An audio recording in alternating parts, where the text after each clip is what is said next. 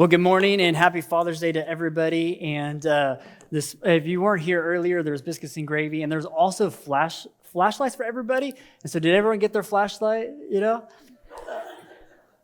anyway, this made me flash back for a second because I remember as a child, as a son, helping my dad out. I was the designated flashlight holder. And anybody had that role as a kid? And I remember my dad getting so frustrated with me when I would have the flashlight because I would slowly do this, and then I would do this, and then I would try to, but my dad's like, Pierce, here.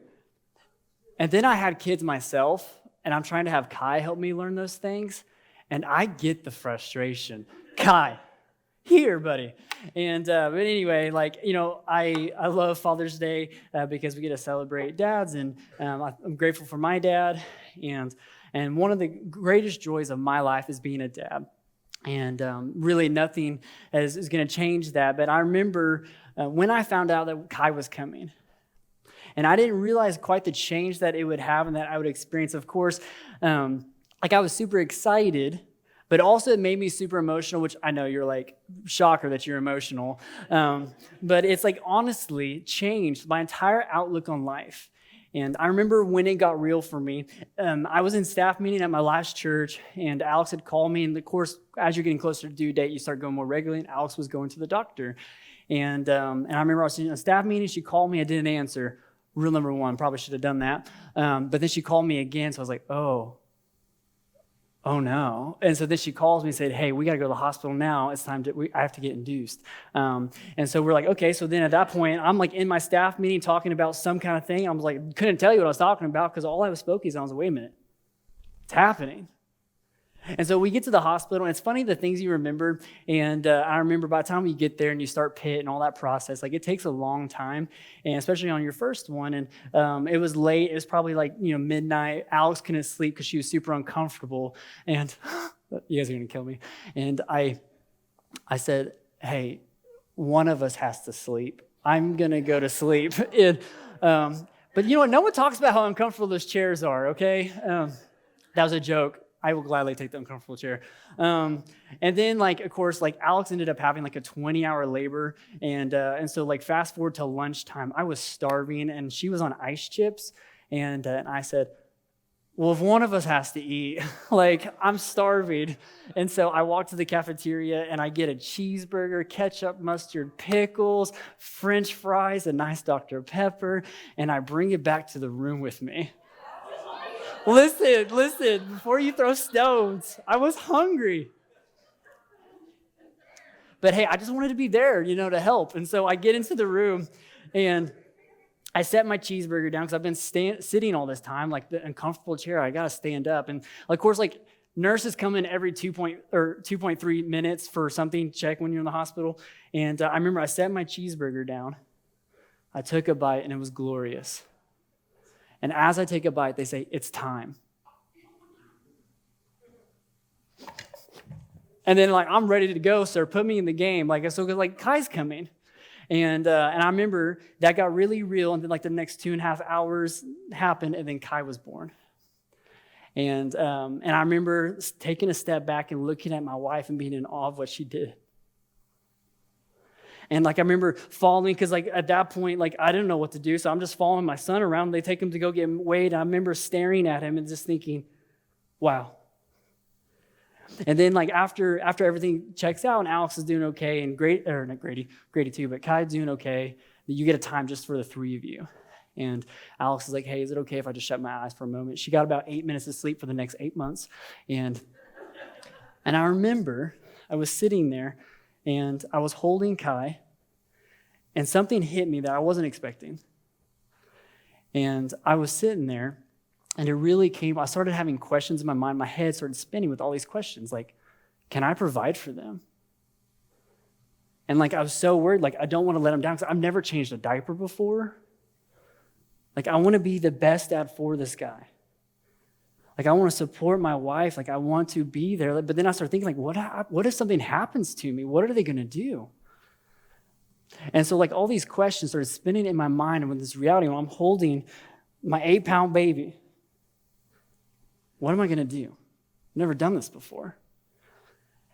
And then I wish, now that I have a second child, I'm obviously a professional parent. And the questions not necessarily have gone away, but something else has happened with me. Is that sometimes it comes with guilt when I don't live up to what I thought or I said I was going to do. And that's the thing about that I've started to learn about. There's this guilt that dads can have since we're Father's Day. It's this quiet thing that we kind of wrestle with that I think is one of the hardest things is for us to provide and to protect our children. That comes naturally. But it's also we miss moments with our kids we know we're not getting back because we're doing the very thing we're supposed to do. And every day, when I leave for work, now I'm very fortunate. My job is fantastic. I love it. It's very flexible. But every day I leave for work, I know I'm supposed to be doing what I'm supposed to do to provide for my kids. But I'm wrestling with do they understand why I'm gone all the time? And then we're not supposed to really miss our kids when we're at work. And then I know they just want me to stay and watch Spider-Man with them or play hide and seek. I know that's what they want. And then on top of this, I know for my own good, I'm supposed to create times for myself to be able to maybe take a break and to go take a break and be able, that's on the weekends.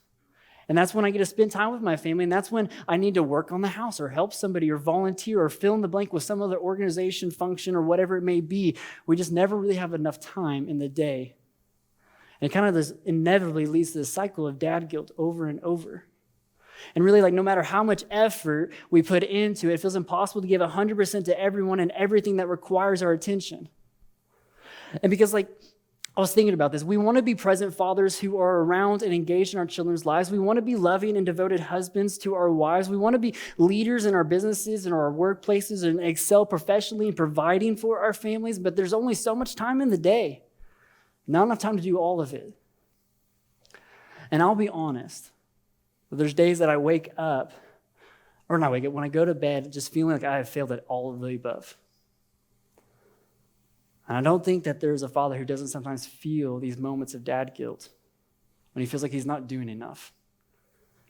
But one of the things that I've learned about being a dad too is because we're not supposed to talk about our emotions. And that's very lonely. And there's this weight of trying to provide financially and physically and emotionally and spiritually. My purpose here has shifted. It isn't just about me anymore. It isn't just about me and my wife. It's about how can I show my boys what it looks like in a healthy way to provide for their families one day. And a lot of this stuff makes sense to us, but you're constantly trying to juggle all these things and you're going back and forth, but there's never enough time to do any of it. And it could be so lonely because you're not supposed to talk about your feelings with one another. And you're hey, I'm doing okay. I'm supposed to be the anchor for my family. You want to be that, but you feel vulnerable and you feel all these things. You feel all these pressures to be everything and you just don't have enough strength to do it. And on top of that, when you have kids, the whole dynamic changes because when you're working through all this stuff, it's to your friends, you've changed. In your mind, you haven't changed. You're still the same person, but your responsibilities and your schedules and your obligations have. So then people just forget about you for a second because people are less likely to invite you after you decline for the 5th time. And so I say all to say to speak to dads, but this is really honestly for everybody. But the title of my message this morning is Awake My Soul. Now, on Mother's Day, it's usually really pretty and flowery, go mom. And Father's Day is usually you're a terrible person, be better. That's not what I'm going to do. I'm not going to tell you, Dad, that you're doing a horrible job. I'm not going to beat you up for 30 minutes. But what I am going to do, not just to dads, but to anybody in the room, I'm going to point you to the heart of Psalm 57 and your responsibility to that. Because there is a weight, but you're not alone to carry it. So for all of us can feel. So if you have your Bibles, I'd like you to turn to Psalm 57. It's on page 460 in those black Bibles in front of you. And if you don't have a Bible, that's our gift to you. And while you're turning there, this is what we're going to do. This is the author of this psalm is David, and we're going to talk about, really, I broke it up into 2 different parts here. We're going to talk about his situation and his purpose. His situation and his purpose, and basically what's happening to him, and then his response and purpose while in the midst of this situation. So, as I said, David is speaking, and he's praying to God in the midst of a situation. And what you'll see, if you look in your Bibles, you'll see like some italicized at the very beginning, right next to this 57. And it says, for the choir director, do not destroy. And so what that means is it's probably like some kind of tune or some kind of melody that back then they would have recognized. So fill in a song that you know, if you know within a beat, that would have been this song. It says a Miktam of David, and it talks about, gives us the context when he fled before Saul into the cave. Now, if you know David, that context is loaded. Because Saul became king of Israel and wasn't a great king, and he did some things where God said, well, it's time to anoint someone else. I've picked David, and guess what that does when another king is anointed? Well, that puts them at odds, and here was Saul's thinking, well, he can't replace me if he's dead. And so he drives David out into the wilderness, and he sends people to go capture and kill him. And so that's David's situation. And it's not great. And so it's no wonder why he starts off with verse 1. Have mercy on me, God. Have mercy on me, for in you I take refuge. I will take refuge in the shadow of your wings until the disaster has passed. And he really repeats this as have mercy. He says this twice, or some translations say, be gracious to me. And if you think about this request here, his predicament, his situation that he's in, he's on the run and he's hiding in a cave. And listen, I'm not scared of the dark, but if you walk down in a basement with no lights on, you run out of there. And so David is in a cave. He has no idea what's in there with him, and he's supposed to be king, and this is where he's led. And it sounds like this, have mercy on my God. It sounds like a cry for help, like he's admitting defeat in this moment. He's like, listen, I'm supposed to be in a kingdom, not in the wilderness in a cave. Like, what is happening to me? But then he stops. He says that next line. He repeats it twice. He talks about something that we've talked about a whole bunch in the series, that I take refuge. That God is his refuge, his help. But here he repeats it on the first one. It's this idea of like, I take refuge, meaning I take in this physical location that you've provided me, God. In this moment, you've led me here into this cave for my safety. I trust that. But then the second one, it goes to, I will take refuge in the shadow of your wings. And here's what it is talking about, that David, he has this physical location that he's taking refuge in right now. But then he has a state of mind of knowing that I am in the shadow of my God's wing, that I will have this continued dependence on him in all circumstances. Now, think about the imagery for a second. What does a mama bird do with their baby bird? Underneath the wing, right? And so David is comparing himself as a small baby bird under the care of their parent. And so, but this trust that God has, or David has in God, he talks about this, but I want you to focus on one word. It says, until the disaster has passed. And so the trust that we can put on God does not create a timeline for us. Like David doesn't know when this situation is going to pass. All he knows is that God said he's going to be faithful.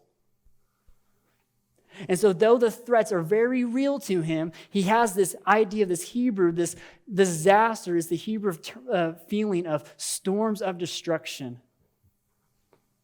So the tone that David is setting on this first verse is saying, listen, I'm in a storm right now. Things are being destroyed. But also he goes, hey, listen, the storm's just going to blow over. I'm okay. I'm in a cave. I'm in a basement. We're doing all right. And so though the threats in his life are very real, and within the experience of attack, pain, and suffering, David saw the need for trust, which is why he calls out to God for mercy. That he could rest assured in a dark cave because he trusted God to be his protector and provider and was present with him in the midst of this situation. And this is what you see in the next two verses. He says that I cry out to the God Most High, to God who vindicates me. And he sends me from heaven and saves me, rebuking those who hotly pursue me. God sends forth his love and his faithfulness. That really this title of God Most High, that David is saying, listen, you're the ruler of all. That's what this title means, that you are the ruler of everything, God. Everything you see is yours. So come rescue me. And this phrase that those who are hotly pursuing, this idea that they have a fire lit underneath them and they are running to go after him.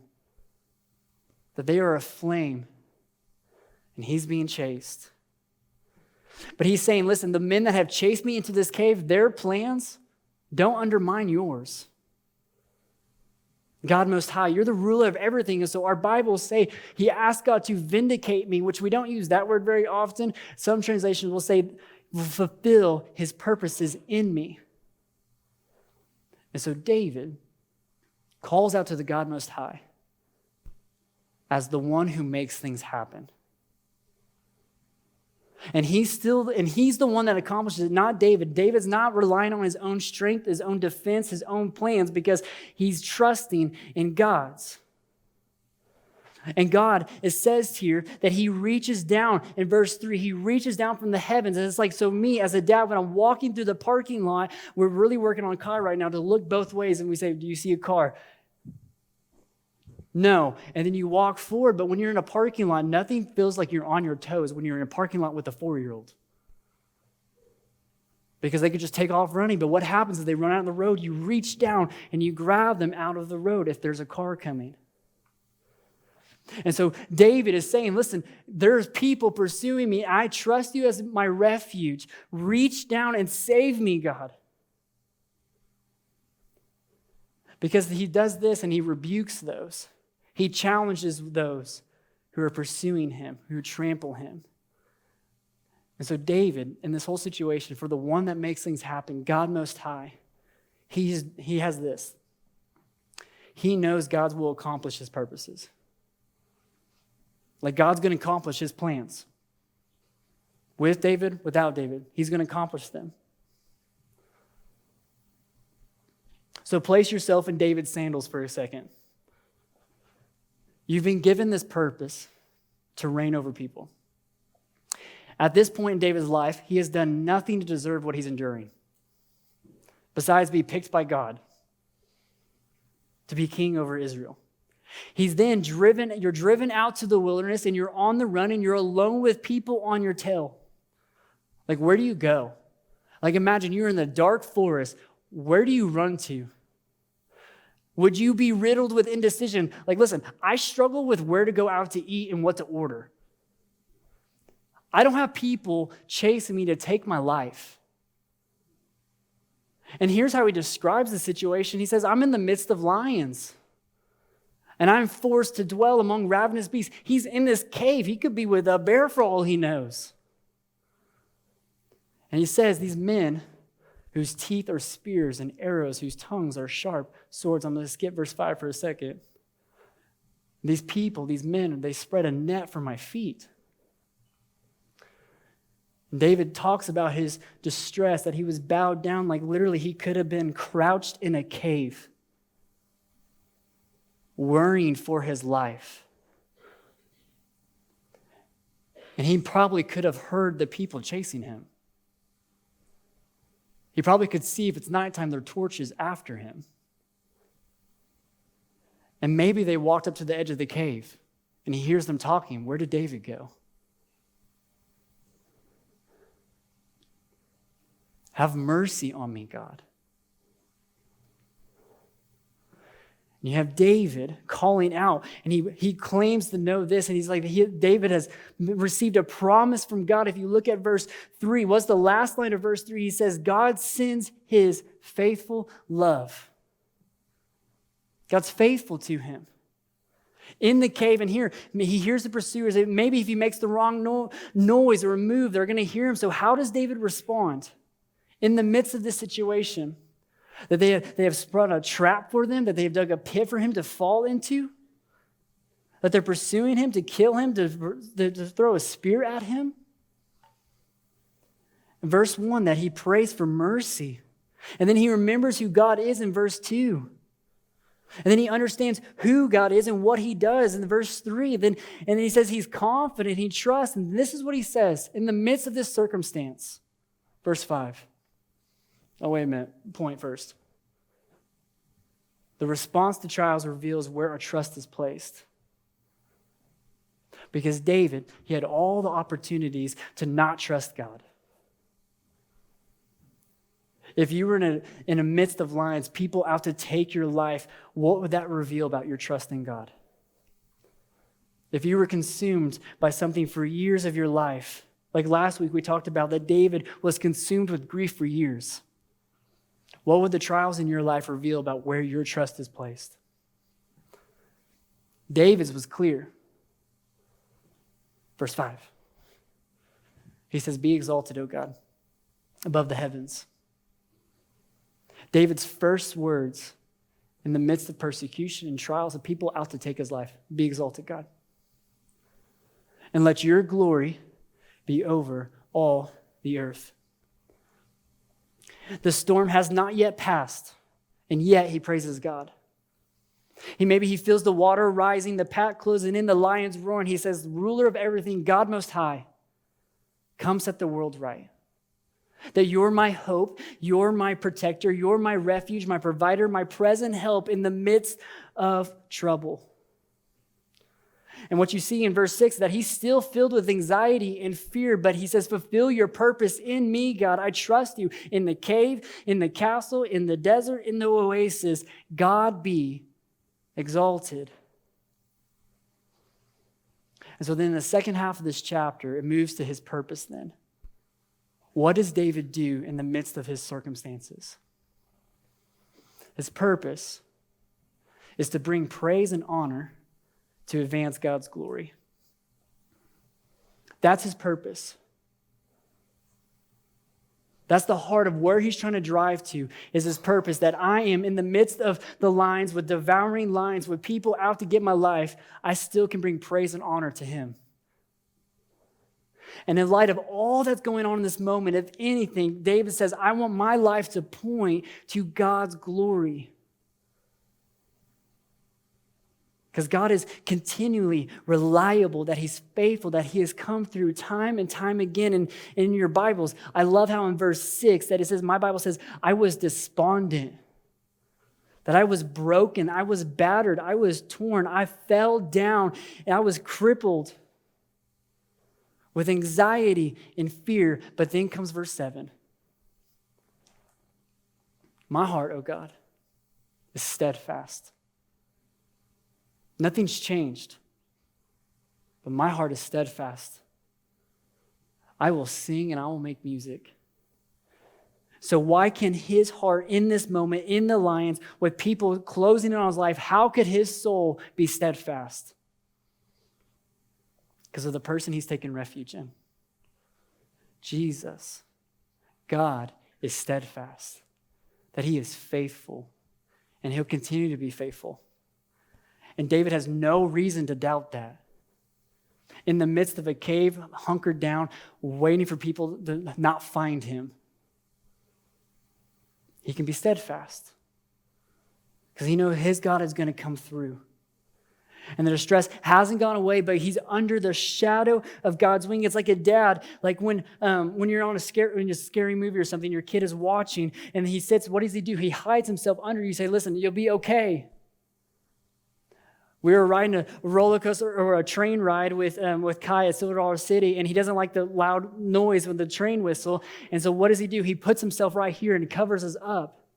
And so David is saying, listen, I'm in the shadow of my God's wing right now. You want to know how I can be confident?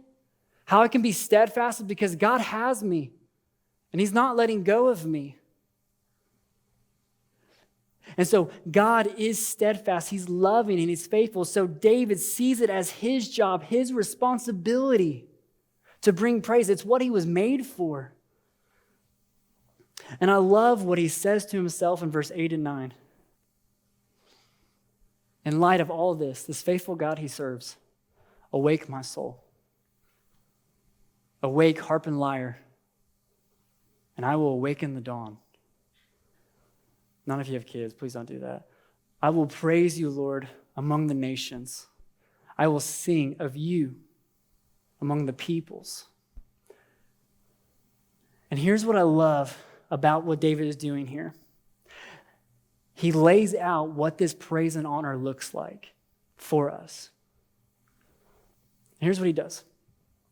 He says, awake my soul, which is an inward thing for you, for David, for me. Then he says, among the nations, which is an outward thing, like where you're going, awake among the nations. And then he says, among the peoples, which is a corporate thing, when he gathers with God's people.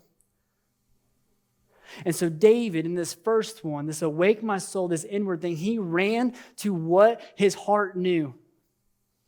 David was well known and well versed in playing the harp and lyre. He was a musically talented individual, and David ran to worship God the way he knew how, and he responds by making music for the Lord.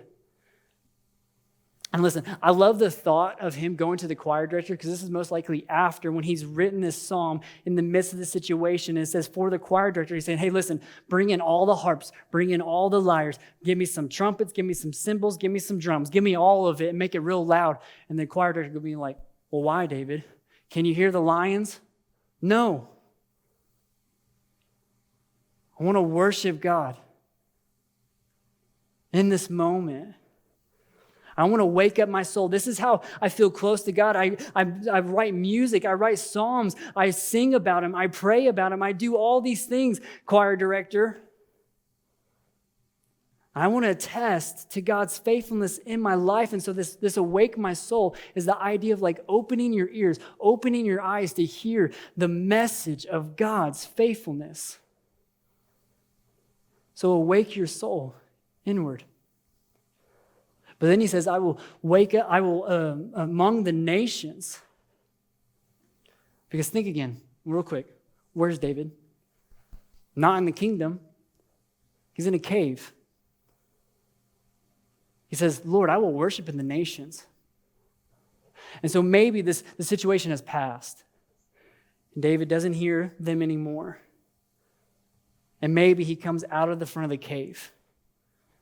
He looks up and he sees in the nighttime sky, he sees the stars in the heavens before him. That this danger has passed for him. He says, I'm going to worship you in a hostile land. He's not in his kingdom. It's speaking of David in a foreign land, attesting to God's glory, to all those who will listen. He's found himself in a land living among people who worship false gods. And what message does he have to share? It's verse 10. If I could speak of anything to myself, to the nations, and to my people, it's going to be this, that for great is your love, Yahweh, reaching the heavens. Your faithfulness reaches the sky. So David sees this picture. The stars are a reminder to him that God has been faithful, and he never is going to run out of that same faithfulness.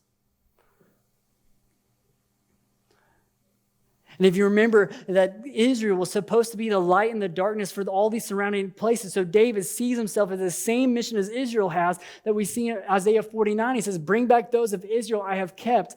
But in the second half of verse 6, it says, I will also make you a light for the Gentiles, that my salvation may reach the ends of the earth. So David is seeing himself as accomplishing this by shouting that God is faithful and that it reaches the sky, that great is his love for those who follow him. And then lastly, he says, I will praise among the people. That he's longing and loving to praise their God together with his people. So either he's back with them now and he's writing this and he says, I'm so glad to be with you. Or he's alone in a cave, reminiscing and thinking, I can't wait to worship with God's people one more time. I've just been through the worst situation of my life. I don't deserve what's happening to me, but God's still faithful. And I'm going to sing of his faithfulness with other brothers and sisters. To the God who is worthy of it all, and he ends with a repeat of verse 5. It says, be exalted, O God, above the heavens, and let your glory be over all the earth. So that's David.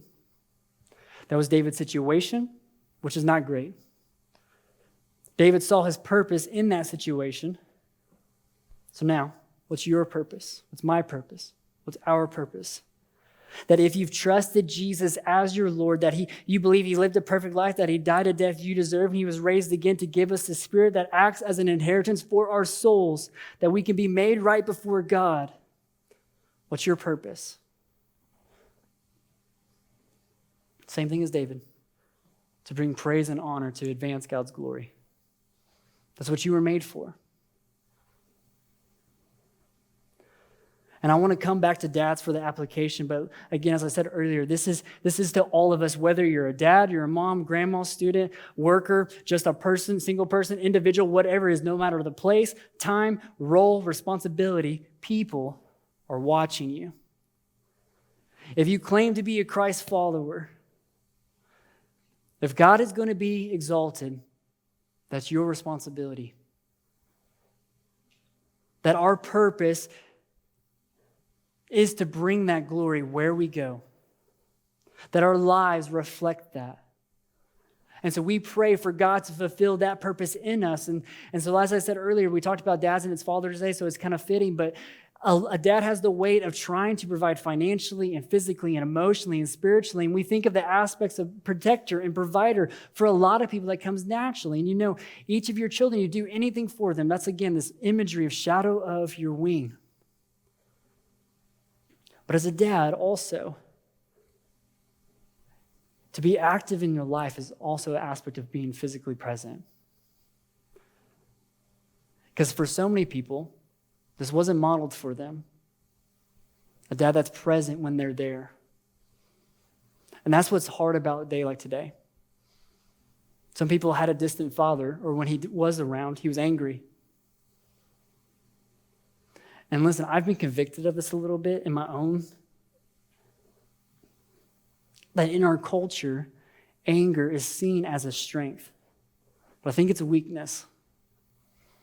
Because it is so much easier to yell and raise my voice than it is to show your kids how to regulate their own emotions and navigate them. And I'm not shaming anyone, but the goal of parenthood, I'm learning, is that we're taking what we had and trying to improve on it, not because our parents did a horrible job, but that our kids can be that much better for it.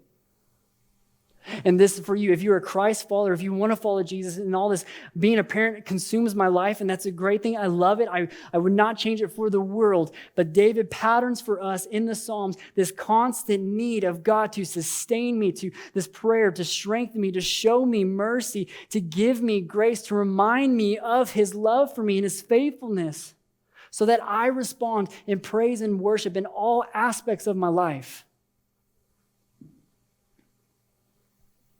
And so the most important role a dad has is leading spiritually. And I would make the argument that's the most difficult. And I'm saying that as a pastor.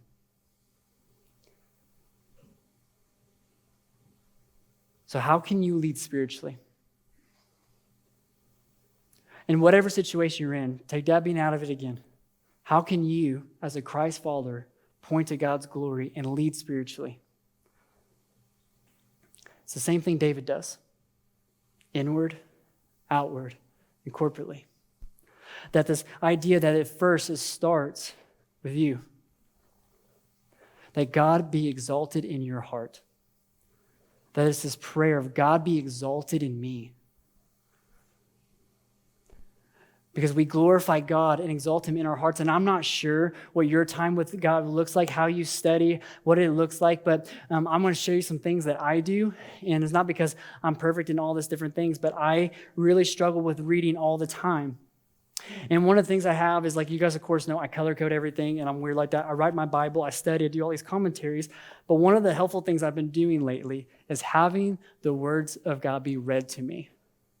And so, I have a Bible app called Dwell, and what's cool about it is, I'm going to grab a microphone because I want to do this. I'm going to let you guys hear it. And what's cool about it is that, I don't wake up at 6 o'clock in the morning with a Greek lexicon and commentaries ready to start studying. That's not me at 6 o'clock in the morning. But what is cool is when I'm getting ready or I'm driving to have the words of God be played over me. And I do this because I listen to podcasts all the time. I listen to music all the time. Why can't I just listen to the words of God too? And this week when I was studying Psalm 57, I listened to it 40 times.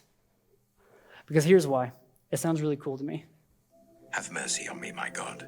Have mercy on me. For in you I take refuge. I will take refuge in the shadow of your wings until the disaster has... Now, I was showing Travis this earlier, and I was showing the different apps. This is called Dwell, and there's a lot of different things happening, but I just wanted to encourage your heart for a second because I accidentally clicked on chants behind this, and I just thought it sounded super cool, like I was in a Lord of the Rings moment. And so I want you to read, this British guy named David, read to you Psalm 57. I cry out to God Most High, to God who vindicates me. He sends from heaven and saves me, rebuking those who hotly pursue me. God sends forth his love and his faithfulness. It gets better. I am in the midst of lions. I am forced to dwell among ravenous beasts, men whose teeth are spears and arrows, whose tongues are sharp swords. Be exalted, O God, above the heavens. Let your glory be over all the earth. They spread a net for my feet. I was bowed down in distress. They dug a pit in my path, but they have fallen into it themselves. My heart, O God, is steadfast. My heart is steadfast. I will sing and make music. Awake, my soul. Awake, harp and lyre. I will awaken the dawn. I will praise you, Lord, among the nations. I will sing of you among the peoples. For great is your love, reaching to the heavens. It is. Your faithfulness reaches to the skies. Be exalted, O God, above the heavens. Let your glory be over all the earth. Oh, listen to that resolve. I'm gonna talk with this behind me now. Just kidding, I'm not gonna do that. But here's the thing: I'm not a professional believer, but I do this. I have all these different tricks to how I can study God's word. And listen, when I listen to David read me at 6 o'clock in the morning in a British accent with chants behind it, I'm ready to kick down a door. That I will awaken the dawn. And I wish I had a cool voice with an accent because you sound way smarter with that. But hey, all I'm going to tell you, here's the reality when it comes to inwardly awaken your soul. That if you're praying, God be exalted in my heart, in me. As I think about it, Dad, how they watch you inwardly awake your soul, they will. That you're patterning for them what a prayer life looks like. And that my kids will watch me how I pray, how I study. And so that's why there's this prayer that in your life, God be exalted in me. That my life reflects your goodness, your faithfulness to those around me. And again, I hope you study God's word and you pray, and maybe that's not comfortable for you. That's why maybe having it read to you is a good thing. Because often I'll see things and I'll hear things that I haven't heard before, because of listening it to someone else read it to you is so helpful. And so maybe wherever you are, if you're trying to lead spiritually, this prayer of God be exalted in me, maybe you need to ask for forgiveness of when you failed. Maybe it's time to start modeling faith and to love deeply, and you might need to break off some rough edges in a hardened heart. But I want to tell you that inwardly awaken your soul is the starting point. Because for a lot of people, they try to skip on to what it looks like to worship God, but they never work on their souls. They have all the outworkings and the fruits of what it looks like to follow Jesus faithfully, but they don't trust him with their life. And this is why it matters the second aspect of this outward thing. That your purpose is to glorify God in public. And this is this prayer of God be exalted out there. Not just in me, but out there. And here's what I was thinking about with verse 4. It talks about the midst of lion, how David, and for us, how your kids watch you handle adversity will be how they handle it.